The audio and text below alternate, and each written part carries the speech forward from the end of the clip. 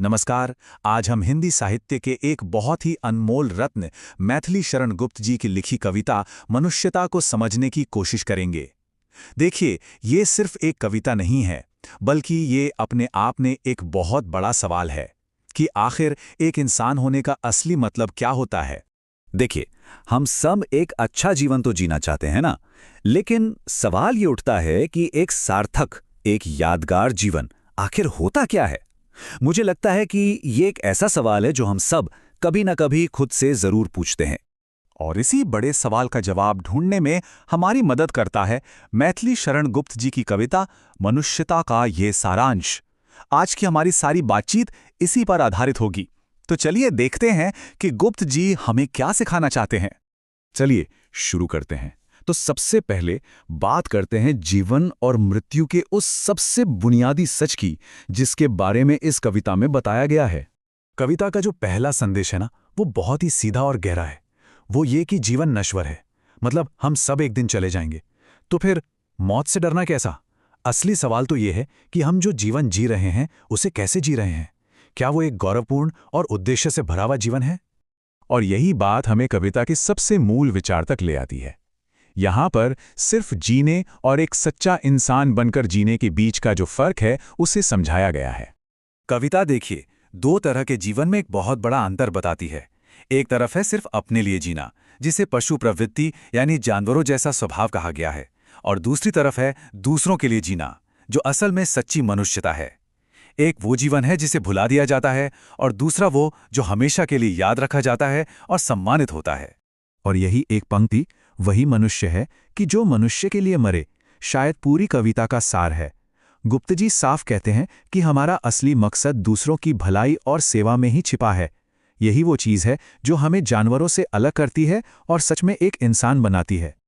अब अपनी इस बात को और अच्छे से समझाने के लिए कविता हमें कुछ ऐसे महापुरुषों के उदाहरण देती है जिन्होंने त्याग और परोपकार का जीवन जीकर दिखाया।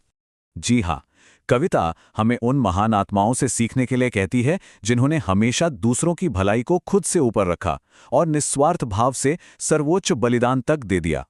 इसमें कुछ नाम आते हैं, जैसे राजा रंतिदेव, जो खुद भूखे थे लेकिन उन्होंने अपना भोजन एक जरूरतमंद को दान कर दिया। फिर महर्षि दधीची का जिक्र है, जिन्होंने देवताओं की जीत के लिए अपनी अस्थियां तक दान कर दीं।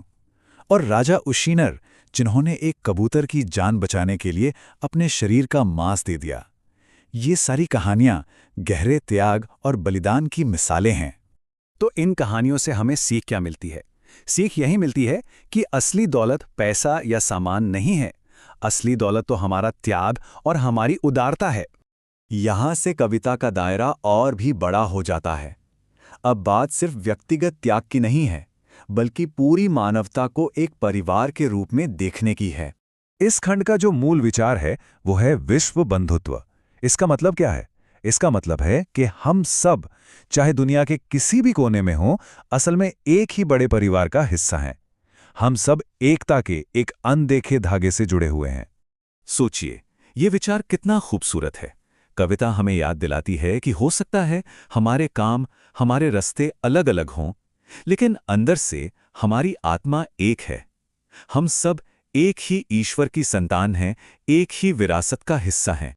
तो ये सिर्फ एक विचार नहीं है, ये एक तरह की पुकार है, एक अपील है कि एक दूसरे की मदद करें, एक साथ मिलकर आगे बढ़ें और एकता के इस बंधन को और मजबूत करें। हमें उन बातों पर ध्यान देना है जो हमें जोड़ती हैं, उन पर नहीं जो हमें बांटती हैं। और अब आते हैं कविता के अंतिम और शायद सबसे शक्तिशाली संदेश पर। तो आखिर में कविता का संदेश क्या है? ये संदेश है मिलजुल कर आगे बढ़ने का, कि हमें जीवन के रास्ते पर अकेले नहीं चलना है, बल्कि एक दूसरे का हाथ थाम कर चलना है। एक दूसरे के रास्ते में आने वाली रुकावटों को साथ मिलकर दूर करना है और एक ऐसी दुनिया बनानी है जिसकी नींव बंटवारे पर नहीं बल्कि एकता पर रखी हो। और आखिर में ये कविता हमें इसी एक सवाल के साथ छोड़ जाती है। देखिए, ये कविता 100 साल से भी ज्यादा पुरानी हो सकती है, लेकिन इसका संदेश आज भी उतना ही जरूरी है। आज की इस भाग-दौड़ भरी दुनिया में हम मैथिली शरण गुप्त की मनुष्यता के इन आदर्शों को अपनी जिंदगी में कैसे उतार सकते हैं? ये सवाल हम सबके लिए है, सोचने के लिए।